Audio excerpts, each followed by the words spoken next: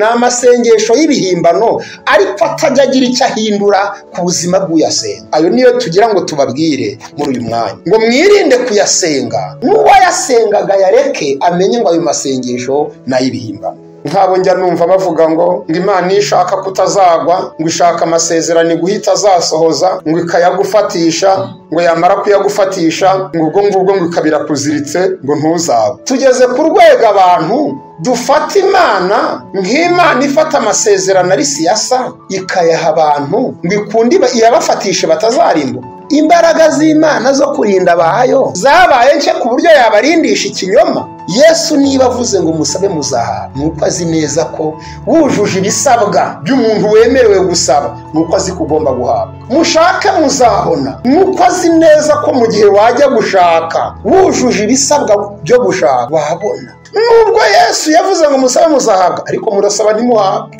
Abantu benshi isa ntimubizi, ntimusaba ntimuhabwe. Imyaka 10 igashira icyo usaba utakibonye. Hakaba nubwo kimwe kiva hati kindarambiye sizaba kigisaba, buriya reka nkihorere njya ku kindi ukajya ku kindi, ibintu bikazaba 10 usaba nta kibona. Ese mugira ngo nuko Imana nta matwi ifite? Imana se n'ubugugu ifite bwo kuduha? N'ubukene se yahuye nabwo? Yagize kriza se? Hari ikibazo se ifite muri ekonomi ku buryo yabura ibyiha umuntu? Ikibazo ahantu kiri gituma tutamwabwa imbere ye nuko Imana itwumva iyo dusabye ikintu nk'uko ishaka. Ubuzima bw'uwitwa mu Kristo wese bwubakiye ku gusenga. Birasobanura ngo nibipfira mu gusenga, fondasiyo izaba yapfuye, nta rufatiro uzaba ugifite. Iyo mu masengesho byahapfiriye, ushobora gusenga amasengesho y'iminsi 21 ukarutwa n'uwasenze amasengesho y'umunsi umwe wayasenze biteganyijwe bitegetswe nk'uko ijambo ry'Imana ribivuga. Ariko gusenga twabigize amatangazo nyarimo nyamaze nk'iminsi, maze iminsi mu 3 ndi mu 7 ngeza ku munsi wa 5. Gusenga abantu babigize fiye kugera ku rwego abantu bajya gusenga bakajyana kamera, ibintu bimeze nk'ubukunguzi, ibintu bimeze nk'amahano.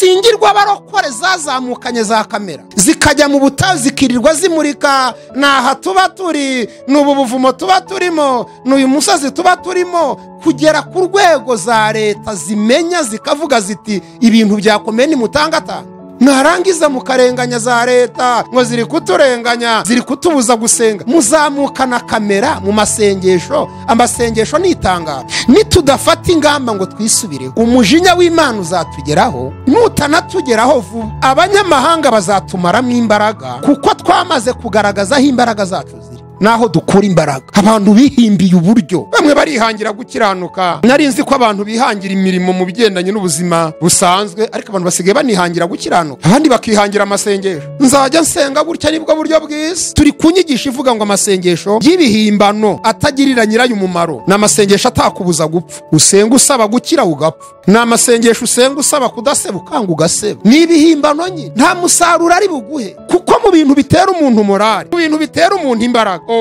nugutaka gatabarwa, nuguhamagara ati karame. Hindura uburyo nshuti yanjye wasengagamo, wirinda amasengesho y'ibihimbano.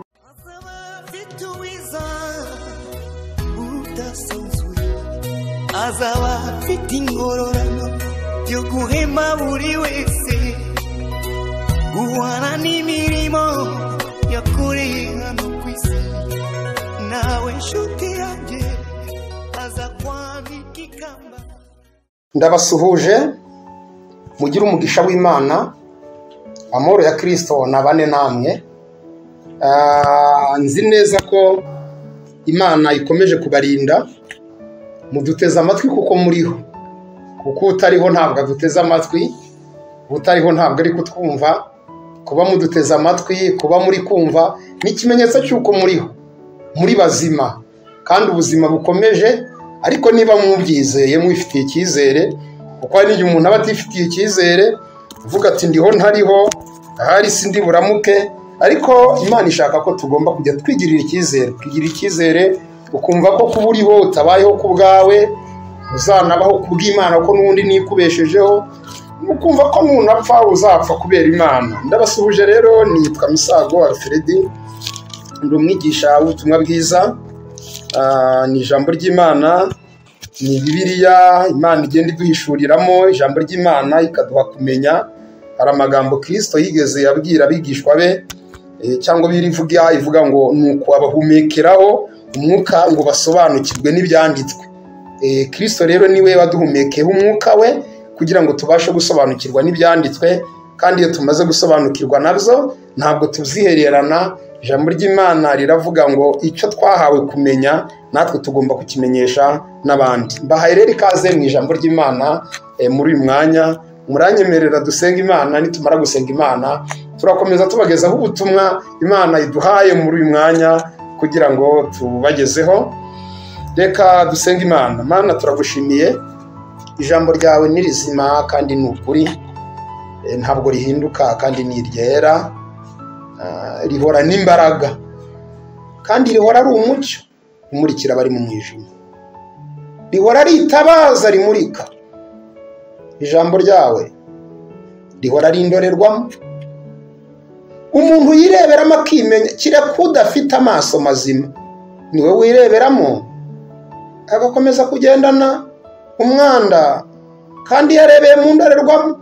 Ariko muri uyu mwanya reka riduhindukire indorerwamo, uryireberamo wese yimenye, namara kwimenya afata umwanzuro ugendanye n'uko araba yimenye, abimenyeshejwe n'umwuka wera binyuze mu ijambo ryawe. Icyoro n'ikibi cyawe mu izina rya Kristo Yesu, amen. Inshuti zanjye, reka dusome ijambo ry'Imana tubaganirize.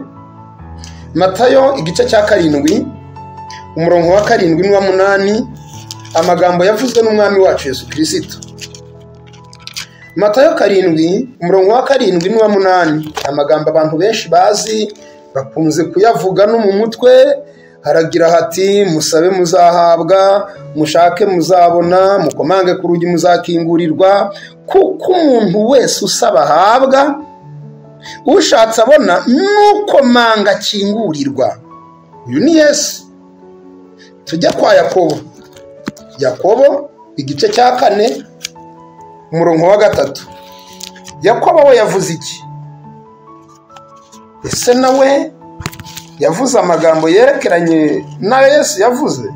Yakobo 4 umurongo wa 3, murasaba ntimuhabwe kuko musaba nabi, mushaka kubyayisha irari ryanyu ribe.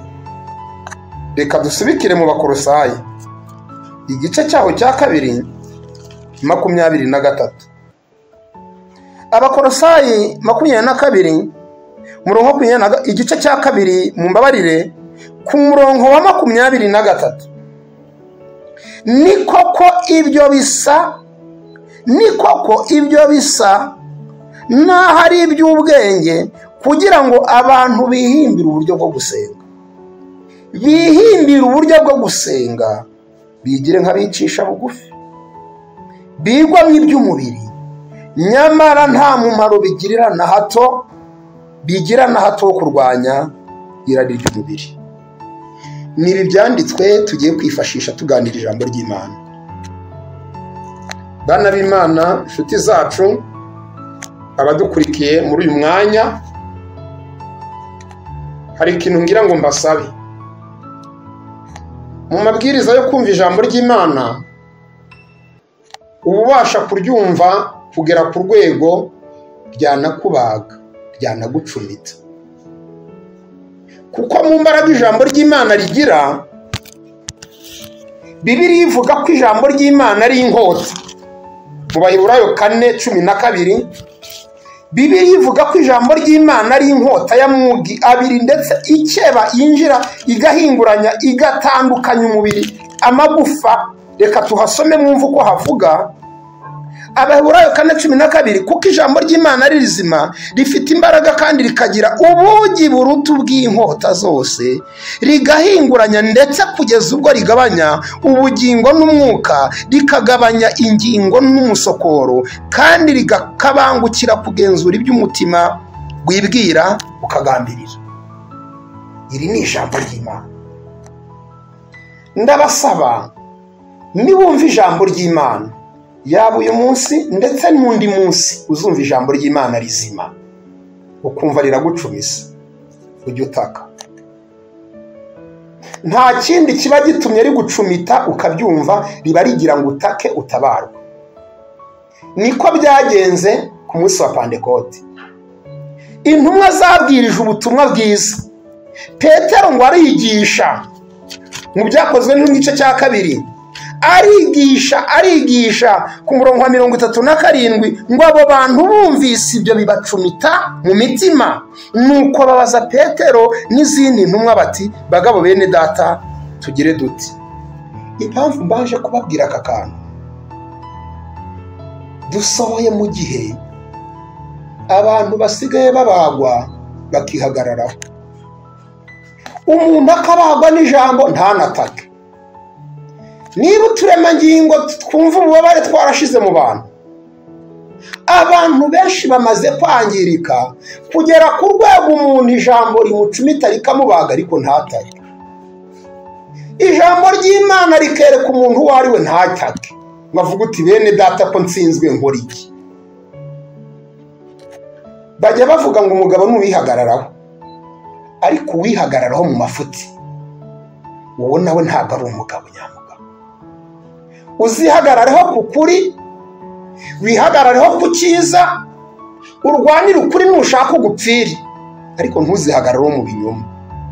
Niba wumvise ijambo ry'Imana rikagutsinda, ukumva riragucumise watatse, ugataka ati bene data nkora iki ko nsinzwe, bene data ko rincumise nkora iki, uragirwa inama y'icyo gukora, kandi namugirwa niko gukira kwawe. Niwumva ijwi ry'Imana binyuze mu ijambo ryayo, ukinangira umutima, kandi nunaryumva ujye umenya ko ari n'ikimenyetso cy'uko ugifite ibyumviro bikeya byibuze bibyumva, kuko hari n'ababa batakinabyumva.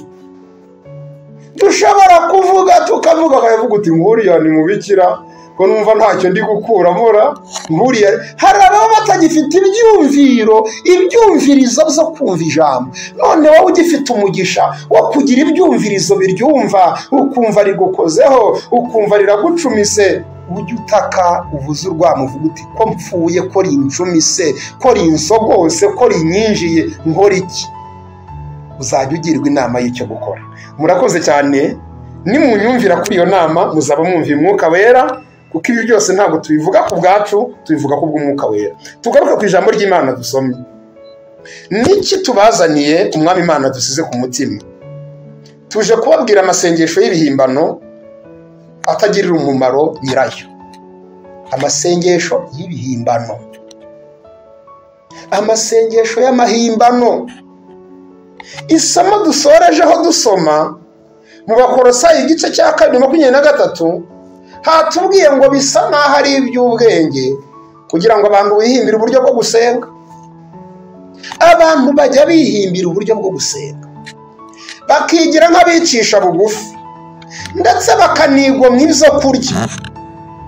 Ariko Bibiliya yatubwiye ngo byose ntacyo bimara, nta kintu bibasha guhindura ku kigendanye no kurwanya irari ry'umubiri. Ni ya masengesho abantu basenga bakayavamo nta mpinduka. Ni amasengesho usenga wibuka komeza ukiba ntaguhindure. Ni amasengesho usenga usambana ukazakomeza ugasambana ntaguhindure.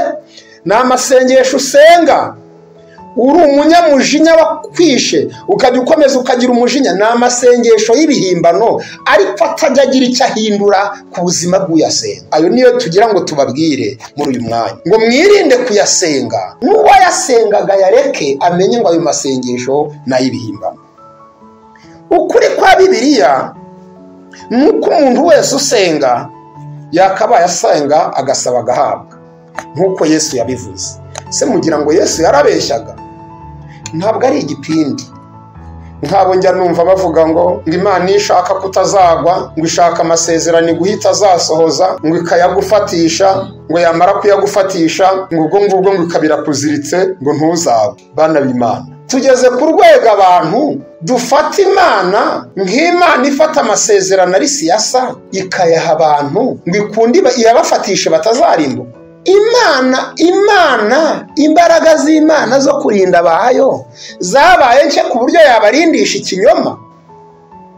Koko Imana ikakurindisha ikinyoma pe, nkubwiye ko nzagukorera iki, ntacyo nzakora ni ukugira ngo utazamvaho. Imana ikakurindisha ikinyoma, iyo ntabwo ari Imana yacu. Kireka ya Mana y'iki gihe Bibiliya ivuga, iby'Imana ivuga irabikora. Yesu niba avuze ngo musabe muzahabwa, nuko azi neza ko wujuje ibisabwa by'umuntu wemerewe gusaba, nuko azi ko ugomba guhabwa. Mushake muzabona, nuko azi neza ko mu gihe wajya gushaka wujuje ibisabwa byo gushaka wabona. Mukomange muzakingurirwa, uko ni ukuri. Iyo ukomanze wubahirije amabwiriza ya Kristo, ijambo rya Kristo, baragukingurira. Ariko ahandi ikibazo kibera ni muri Yakobo. Yavuze amagambo uyumviye mu mubiri wagira ngo ari kuvuguruza Yesu, ariko ntabwo ari kuvuguruza Yesu, arimo aravuga ukuri. Yakobo we yagize ati murasaba ntimuhabwe. Nubwo Yesu yavuze ngo musabe muzahabwa, ariko murasaba ntimuhabwe. Abantu benshi isa ntimubizi, ntimusaba ntimuhabwe. Imyaka 10 igashira icyo usaba utakibonye. Hakaba nubwo kimwe kiva hati kindarambiye sizaba kigisaba, buriya reka nkihorere njya ku kindi ukajya ku kindi, ibintu bikazaba 10 usaba ntakibona. Ese mugira ngo nuko Imana nta matwi ifite? Imana se n'ubugugu ifite bwo kuduha? N'ubukene se yahuye nabwo? Yagize kriza se? Hari ikibazo se ifite muri ekonomi ku buryo yabura ibyiha umuntu? Ikibazo ahantu kiri ni kwa Yakobo. Turasaba ntiduhabwe kuko dusaba nabi, tugasenga amasengesho y'ibihimbano atagira icyo ahindura ku buzima bw'umuntu. Aya masengesho rero ni ayahe? Ni amasengesho menshi, ariko ndagerageza mbabwiremo makeya ashoboka, andi wenda tuzayagarukaho. Amasengesho y'ibihimbano. Mbere yuko mbabwira isengesho rya mbere, ubundi hari ibwiriza ryo gusenga. Bibiliya iravuga mu rwandiko rwa mbere rwa Yohana 5:14, haravuga ngo igituma Imana itwumva nuko tuyisaba ikintu nk'uko ishaka.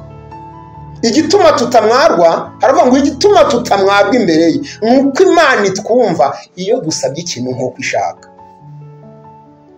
Kandi mwibuke ko aya magambo Yohana yavuze ayahuriraho na Kristo muri Matayo 7:21, aho yagize ati abahora bampamagara bati mwami mwami mwami, siko bazambona keretse ukora ibyo Data wo mw'Ijuru ashaka. Byumvikane ko gusenga kumvirwa n'uguhuye n'uko Imana ishaka. Mugira ngo hari n'impamvu mu nama Paulo yagiriye Abaefeso yatanze, ubwo si Abaefeso gusa, ni abantu bose bazizera n'abazashaka gukurikira Imana. Abaefeso 5:10 yavuze amagambo akomeye, aravuga ngo mushakashaka uburyo mwamenya ibyo umwami ashima. Mushakashake uko mwamenya, ku murongo w'10 Abaefeso 5, mushakashaka uko mwamenya ibyo umwami ashima. Umurongo wa 17, nuko ntimukaba bapfu, ahubwo mumenye icyo umwami wacu ashaka. Bana b'Imana, ntabwo ari ugupfa gusenga. Kandi mbibutse ko gusenga biravuna. Abantu batazi imvune y'amasengesho nibo bagira ngo gusenga ntibivuna. Kera kuko mu mpano Imana yampaye habamo niyo guhimba indirimbo, nigeze numva abahanzi barasohoye indirimbo. Muri izi ndirimbo zo hazisi bita izisi, basohora indirimbo yitwa Imvune z'abahanzi. Byari bigiye kuntera nanjye gusohora indi yitwa Imvune z'amasengesho, ariko n'umuntu nzayisohora mw'Imana namfasha. Imvune z'amasengesho. Amasengesho aravuna, abasenga nibo babizi. Muzi ko amasengesho avuna kugera ku rwego uhura n'umuntu wari igikara ukabona yabaye inzobe. Koza dise ko ari igikara ukabaye inzobe byagenze bite? Yaba kugiriye impuhwe akakubwiza ukuri aho gwiraterega nyamazemo iminsi. Naho yaragiye aramukubita kugera ku rwego isuri hinduka. muzi ko amasengesho avuna kugera ku rwego umuntu w'umugabo agenda yimura intoboro y'umukandara.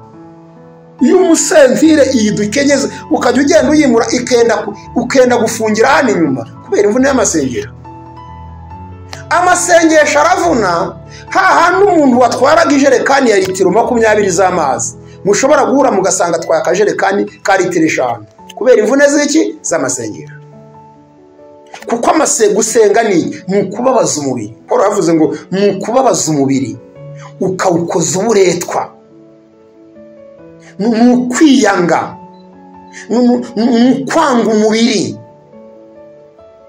uw'inyuma agasaza uw'imbere akaba mushya, uw'inyuma akananuka uw'imbere akabyibuha.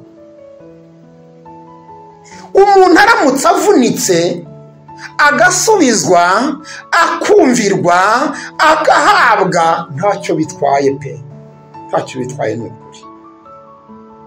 Ko hari n'ibindi se byinshi muri ubu buzima bituvuna nta n'undi mumaro ukomeye bitari nta n'iby'ubugingo birimo.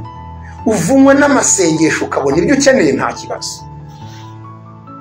Ingorane rero zirihe ni ugusenga umuntu akavunika bigezaho akagira iyo mvune mbabwiye kuri urwo rwego mbabwiye, ariko waza kugenzura ugasanga yavumwe n'ubusa. Turaje tubibereke, ugasanga yavumwe n'ubusa, yavunitse yababaye, ariko wajya kureba reziliti ivuyemo ugasanga yaruhiye ubusa. Nicyo kibabaje. Amasengesho y'ibihimbano atagirira nyirayo umumaro. Kandi mbibutse ko ubuzima bw'uwitwa mu Kristo wese bwubakiye ku gusenga. Birasobanura ngo nibipfira mu gusenga fondasiyo izaba yapfuye, nta rufatiro uzaba ugifite. Iyo mu masengesho byahapfiriye mu ntwaro z'umwuka, intwaro z'Imana, ijambo ry'Imana rivuga ngo dutware mu Befeso 6 umurongo w'18, intwaro bakorotije ni intwaro ivuga ngo ibisigaye musengesha umwuka iteka. Watwara intwaro ukazitwara ariko ugasigarana kujya usengesha umwuka iteka mu buryo bwose bwo gusenga. Byumvikane ko nibipfira mu masengesho tuzagira ubuzima bw'ikinyoma bubi bw'ikigare budatanga impinduka kuri twebwe ndetse n'abo twita ngo turasengera, kuko umuntu ajya arenga urwego rwo kwisengera agasengera n'abandi.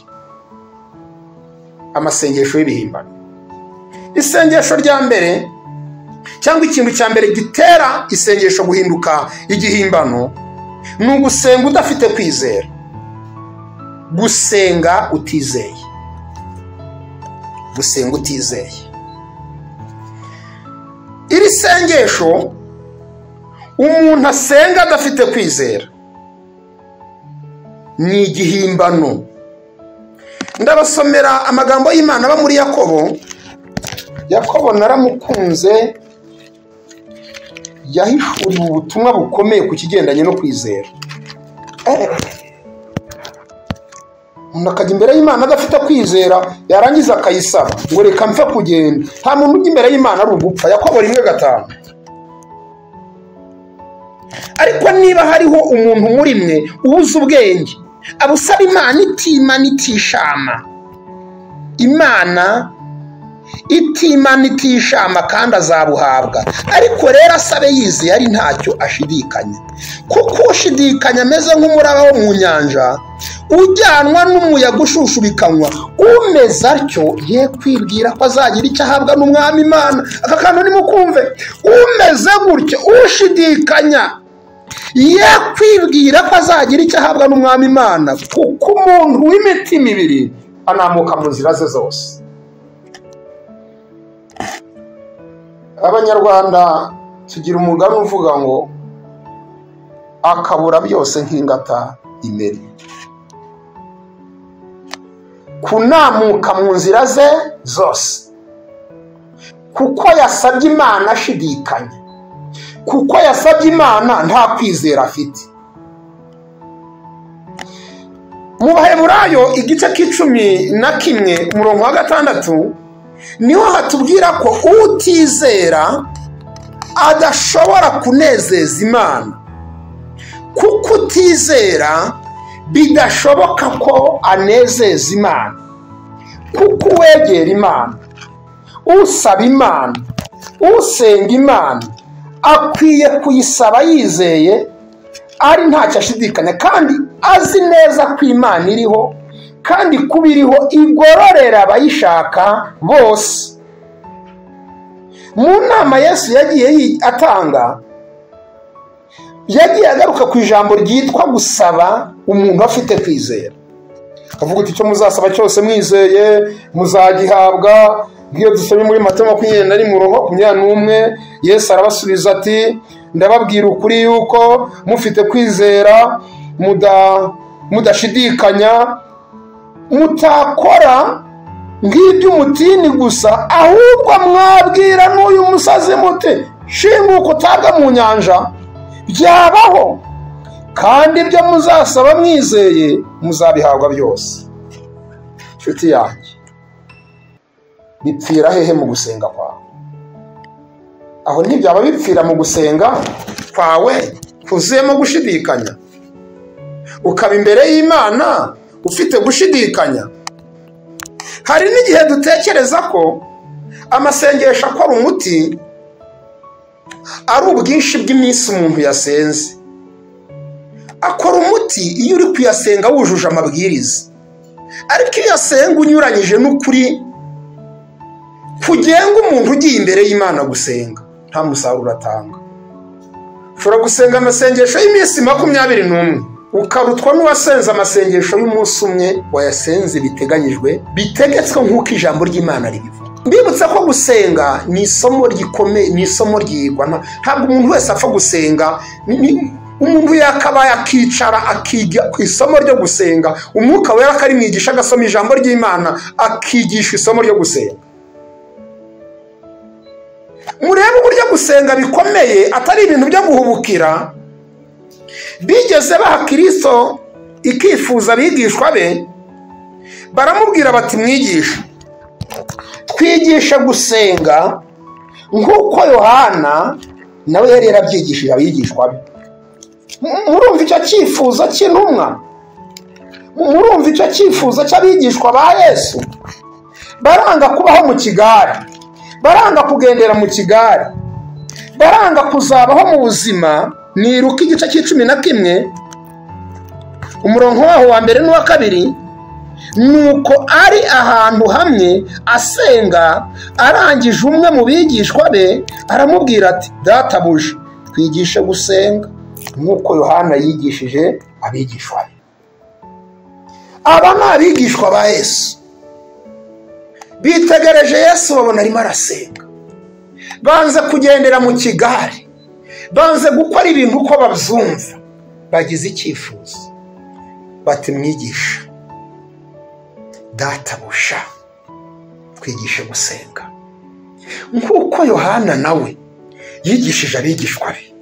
Aya makuru bari bayafite ko Yohana abigishwa be yari afite, nawe yari yarabigishije gusenga. None twe turi bande tudashaka kwiga gusenga? Tukumva ko tuzabikora uko twishakiye. Mfa guhamagara, mfa kuba niyirije, mfa kuba ibiryo nabiretse. Turaje tubereke abasenze kugeza ubwo amajosi agondama bakamera nk'imiberanye, kandi bikarangira Imana ibavudukanye babwiye ati mwaje kundibatira inzu ngo murasenga mwebwe, mwaje kunsakuriza nere babwiye, kandi bubitse imitwe babaye nk'imiberanye. Hari igihe umuntu agira ngo imvune yagize n'uburyo umubiri wahonze bingana no kumvirwa. Dore ko hari n'abantu basenga bakabigendera, akagira imvugo igendanye n'uko yasenze, wanamusuhuza akakwikiriza umwuka utava mu kanwa, wamubaza ati Yesu ashimwe, ahimbazwe, wabaye iki ko rutava mu kanwa? Nyamaze n'iminsi.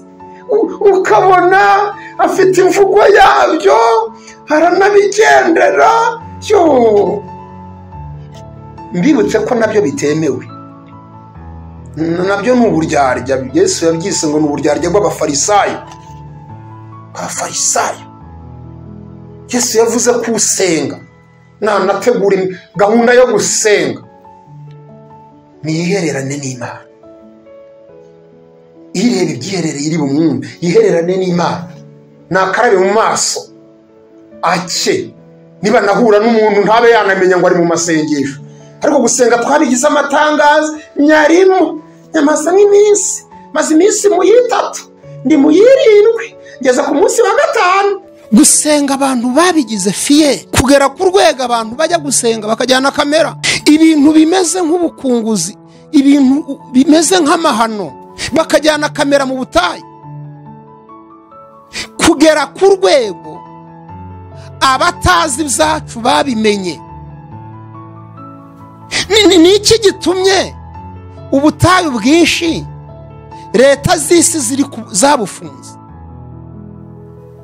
Singirwa abarokore zazamukanye za kamera zikajya mu butayu zikirirwa zimurika, naha tuba turi, n'ubu buvumo tuba turimo, n'uyu musozi tuba turimo, kugera ku rwego za leta zimenya zikavuga ziti ibintu byakomeye ni mutangatanga. Mwarangiza mukarenganya za leta ngo ziri kuturenganya, ziri kutubuza gusenga, muzamukana kamera mu masengesho. Amasengesho ni itangazo, ugiye gusenga ni amatangazo. Abantu kumenya ko wasenze ni iyihe nyungu bifite? Imana niyo turi gusaba, niyikuzi niyimenya ko wasenze. Yesu yaravuze ngo usenga wihere, nunasohoka karaba mu maso ntagire nuza kubimenya. Kuki dushaka ko igikorwa dukoze isi yose ikimenya, ngo bamenye ko nasenze, ko ndi umuntu udasanzwe nagiye gusengera mu butayu runaka, mu rusesamanza, mu buvumo bw'irunaka. Nitutisubiraho ngo dufate ingamba zo kwisubiraho, ndagira mbabwire ko bizatubera bibi. Nitudafata ingamba ngo twisubireho, umujinya w'Imana uzatugeraho, nutanatugeraho vuba abanyamahanga bazatumaramo imbaraga, kuko twamaze kugaragaza aho imbaraga zacu ziri naho dukura imbaraga. Uzi ko umuntu yamaze kumenya aho uhahira ashobora kuhazimya ntiwongere kuhahira.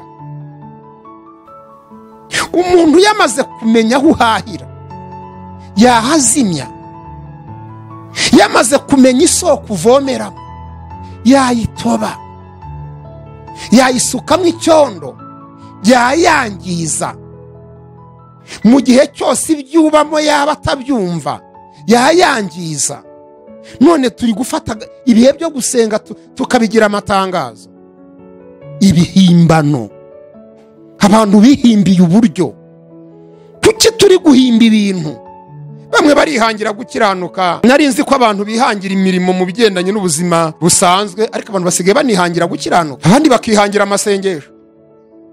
Nzajya nsenga gutya nibyo byiza, nzajya nsenga gutya nibwo buryo bwiza, nzajya nkiranuka gutya nibwo buryo bwiza bumbereye. Ubu kubereye buhabanye n'ubwo Bibiliya ivuga ni ikinyoma. Ubu gushimishije buhabanye n'icyo Bibiliya ivuga ni ikinyoma. Icyo Bibiliya ivuga nicyo kuri, icyo Imana yavuze nicyo kuri, nigishaka kigusharirire kizabizarangira kikuryoheye kuko cyavuzwe n'Imana. Ariko nutangira uryoherwa n'ibitekerezo byawe, n'imyumvire yawe, n'ibihimbano by'isi, bizatangira bikuryohera, bizasoza bigusharirira. Uzasharirirwa, uzasharirirwa. Amasengesho y'ibihimbano icyambere agizwe no kutizera. Bibiliya iratubwiye ngo utizera ntibishoboka ko yanezeza Imana.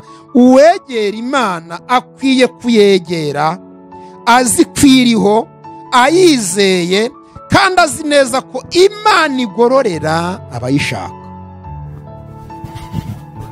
Kanya ku gihimbano cya kabiri, ikosa rya kabiri cyangwa se ikosa rikomeye rya kabiri abantu bakora mu gusenga bigatuma amasengesho yabo ahinduka ibihimbano, n'ugusaba twizirikana ubwacu gusa, twizirikana ubwacu gusa. Hari amagambo yavuzwe n'umwami wacu Yesu Kristo muri Matayo karindwi igice k'icumi na kimwe, igice cya karindwi umurongo w'icumi n'umwe. Aya ni amagambo Yesu yavuze ku bigendanye n'amahame yo gusenga. Matayo karindwi, mwumvise ko muri Matayo karindwi umurongo wa karindwi aho twahereye dusoma yavuze ngo dusabe tuzahabwa. Noneho nimureke tugere kuri 11 mwumve icyo yavuze.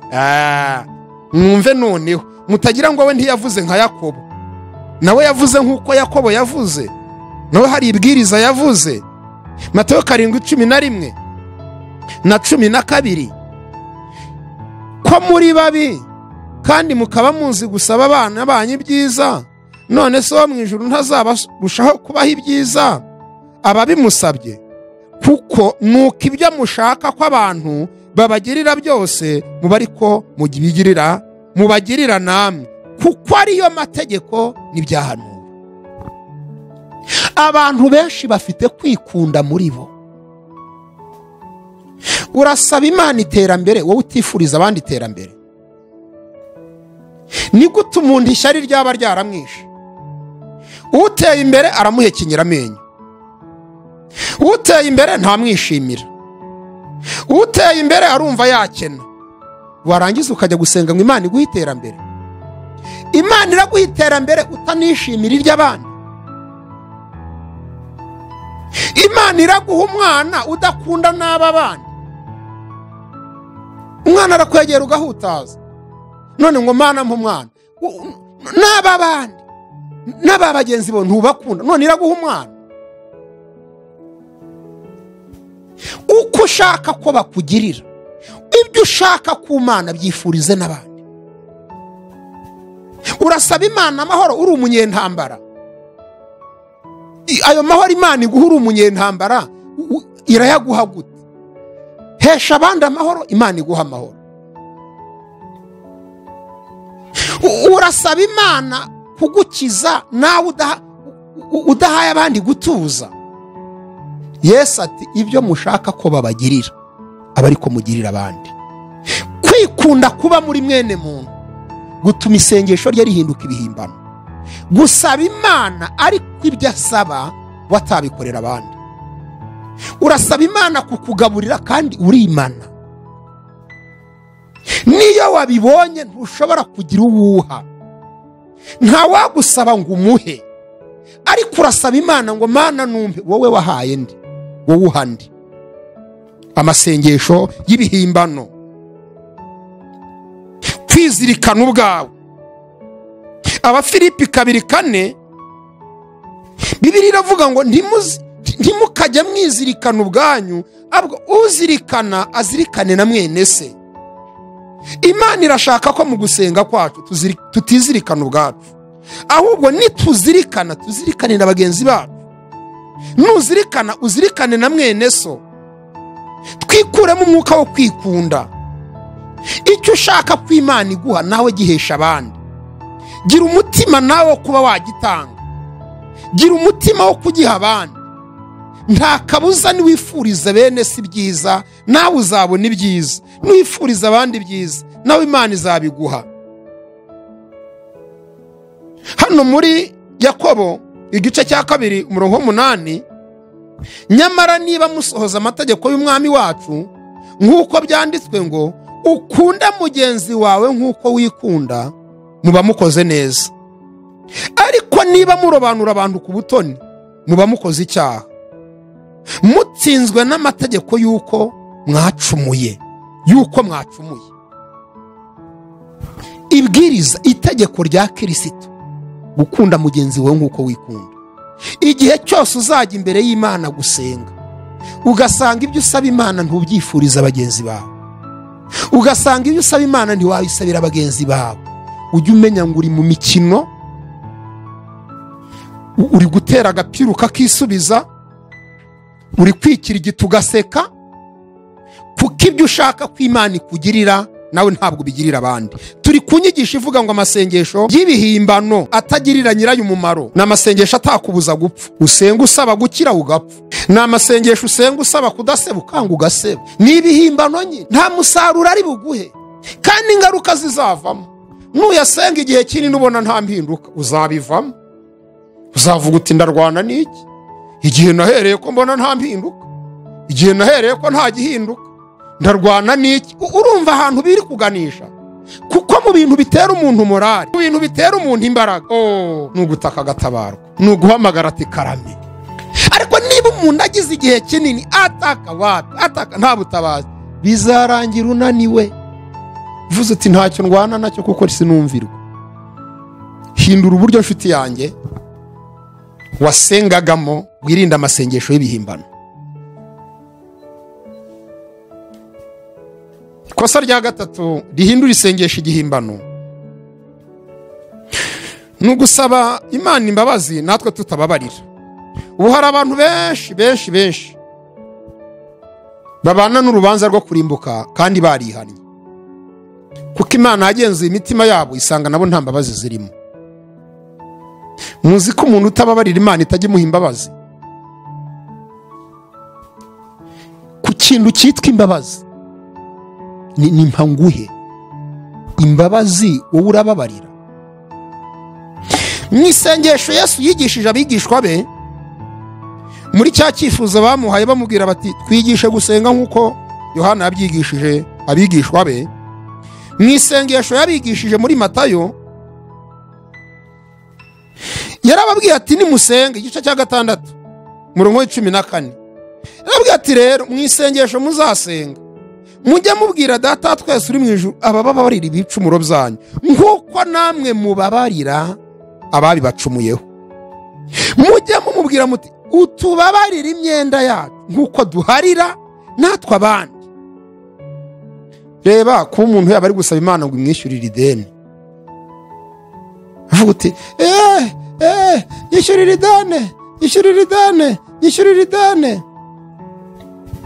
kandi ejo yafashe mu ijosi abari mufite we, umufite ideni ataramwishyura yamufashe mu ishinga cyangwa aramwandagaza, kandi nawe azi ko afitiye abandi ideni. Namwe munyumvire, uzi ko ufitiye abandi ideni, none nawe uri gufata abantu mu ishinga, muranyishyura.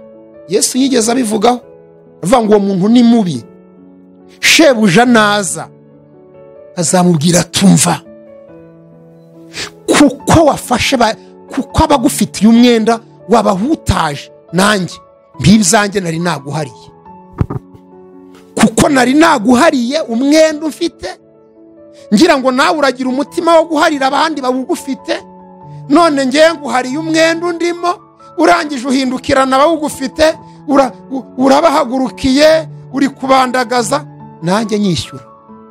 Uwo ni Yesu, ni amagambo yavuzwe n'umwami wacu Yesu Kristo. Iyo usenga Imana usaba kubabarira, wowe utababarira nta mbabazi ubona. Nshuti zacu mudukurikiye, niba uzi ko nta mbabazi ufite, bwira Imana igushoboze ugire umutima w'imbabazi. Ibintu byose dukunda kubabwira ngo Imana ibashoboze, ariko Imana iradushoboza, ariko twagaragaje ko dufite inzara n'inyota yo gushaka guhinduka. Niko Yesu yavuze, hahirwa abafite inzara n'inyota byo gukiranuka, nibo bazahazwa. Ntabwo uzicara hariya.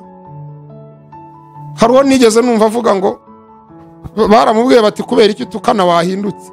Ati ntabwo nahinduka, ati kireka Imana nishyiramo imiyaga, atari kubundi ngiye gutukana numva ntazabireka. Icyakora Imana wenda izashyiramo imiyaga. Nabwira ni Imana izashyiramo imiyaga, tizayishyiramo naho kumbwira ngo nareka gutukana ho ntibizashoboka.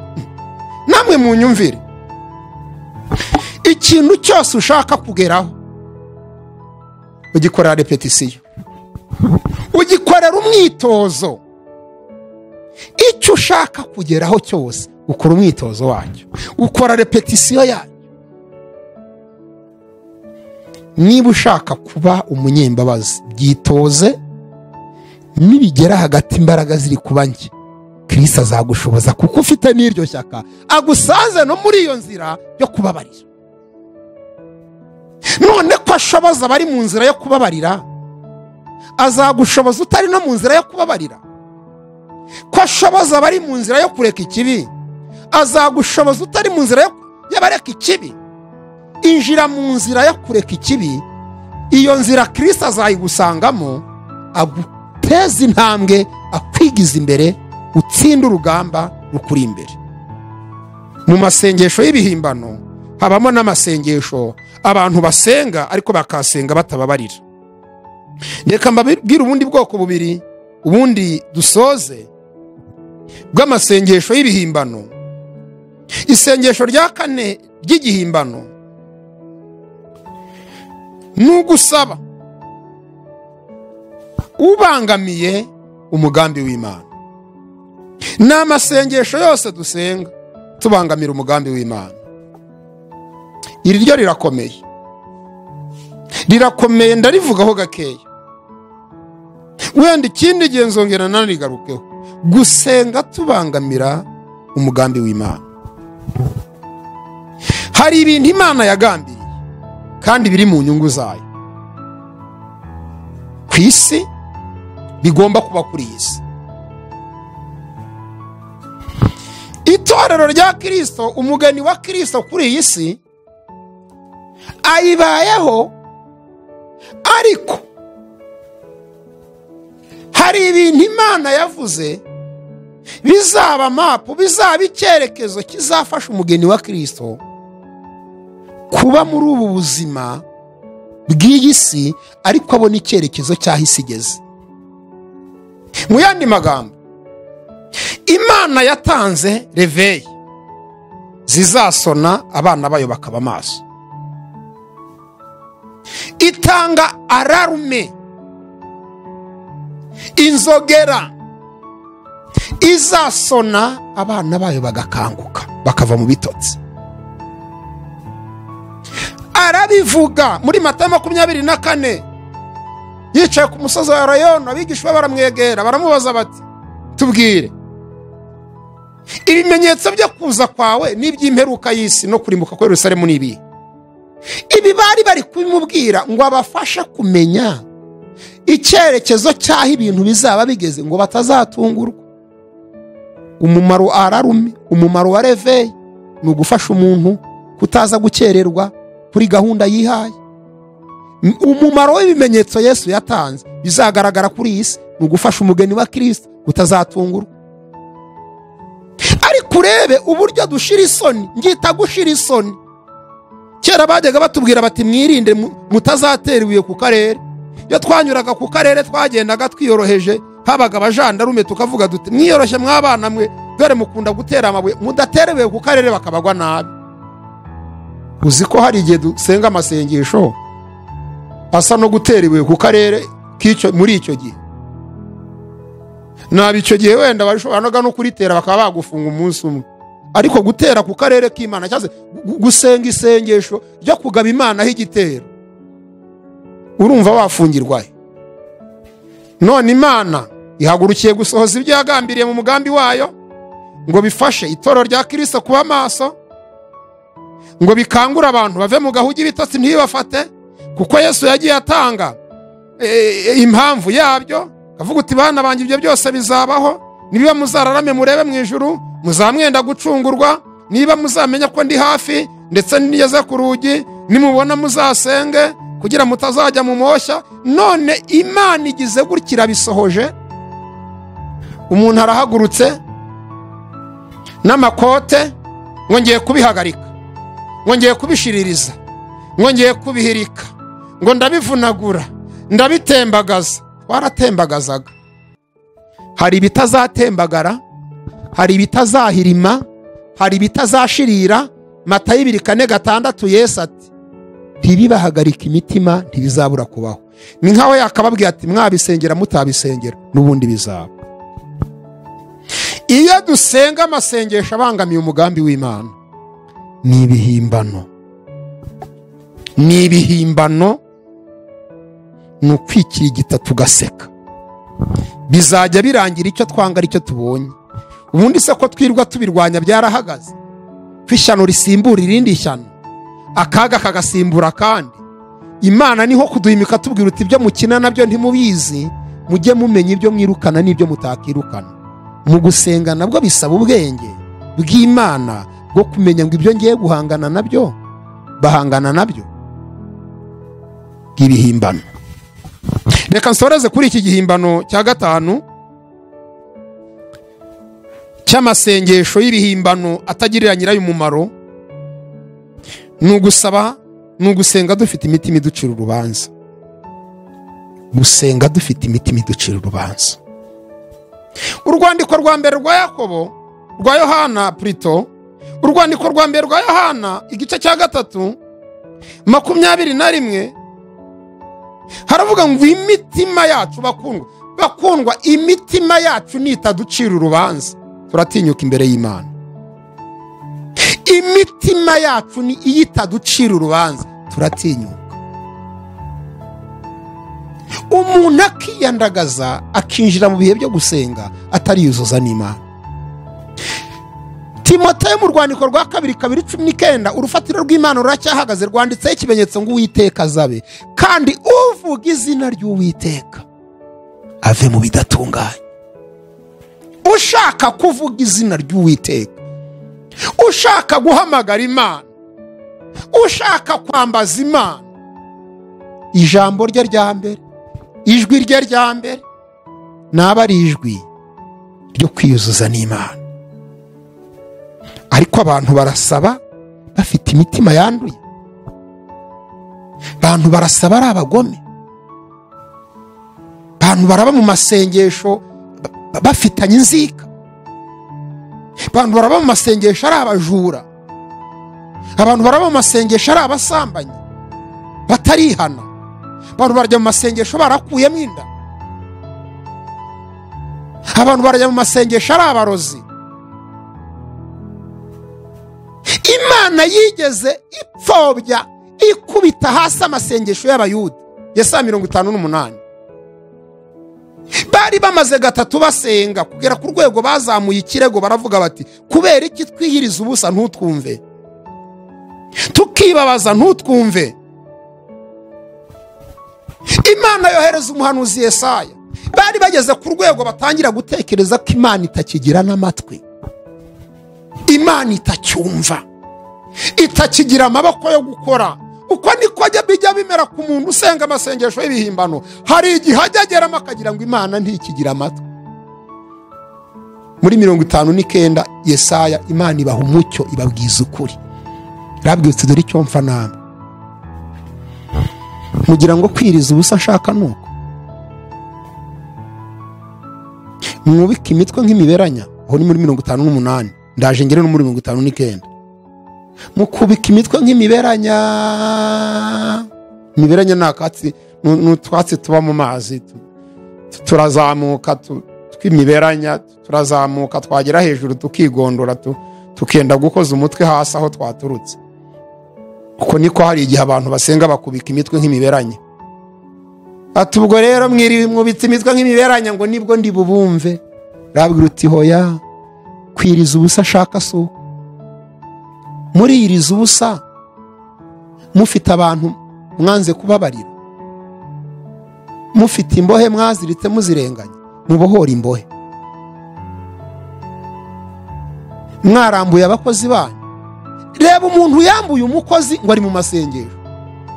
Uwambuye umukozi, umuntu aragukoreye uramwambuye, none uri gusenga ibiki warambuye umukozi.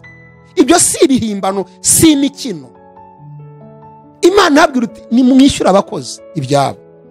Ikindi, muza gusenga mugasiga mukingiranye ibyo muzarya mutashye mukanga ko n'abakozi babirya. Aka kantu kariho, aka kantu karahari. Ibyo tubabwira n'ukuri. Aka kantu iyi ngeso iri mu bantu. Umuntu arajya mu masengesho, ubwo mu rugo bazongera kurya neza yaje, ubwo bazongera kurya neza yavuyemo.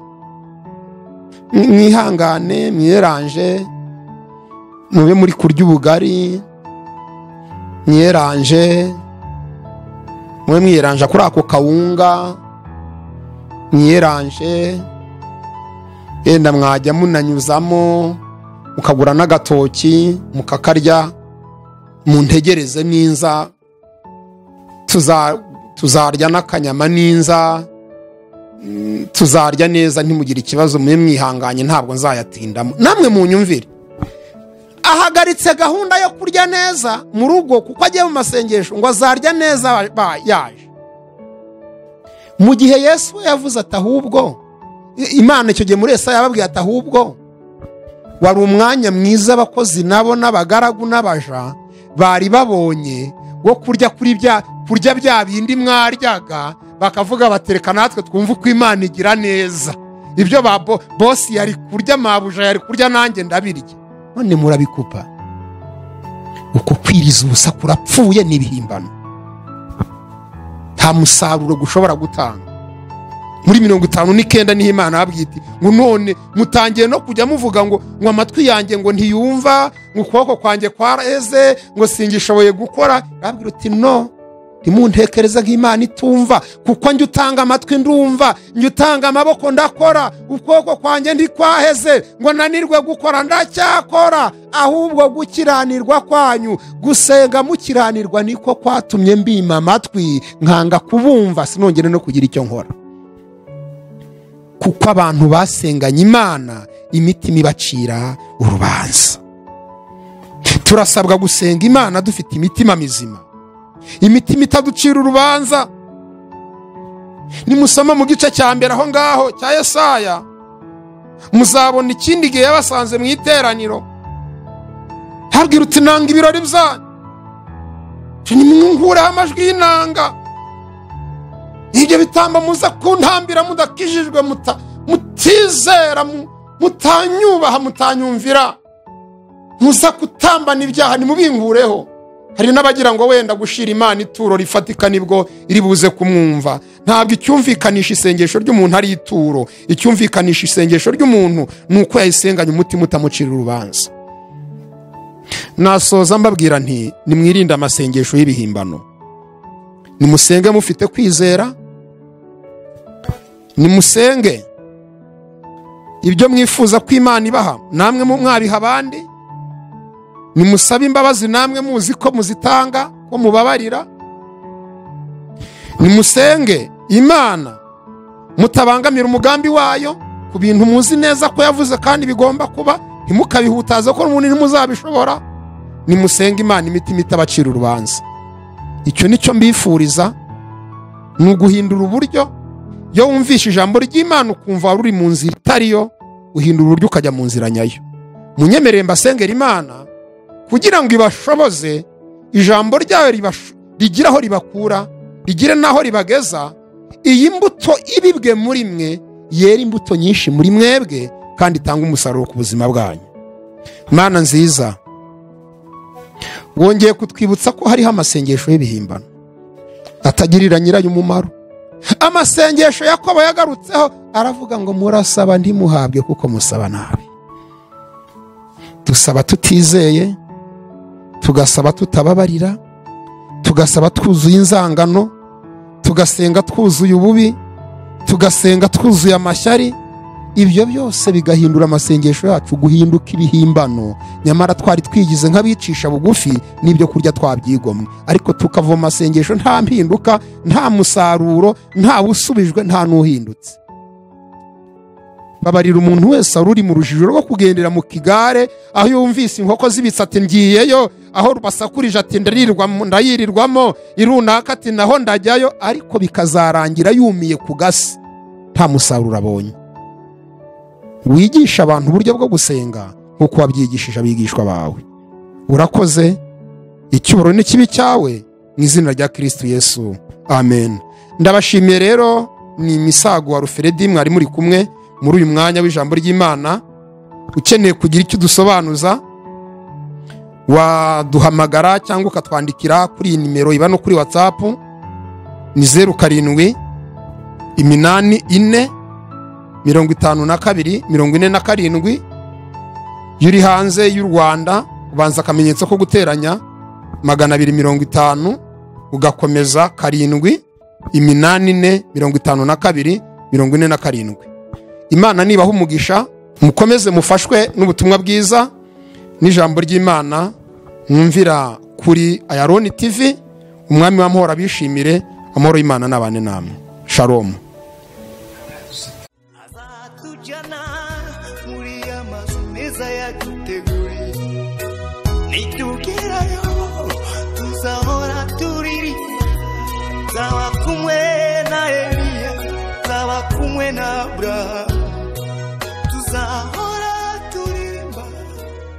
ciwe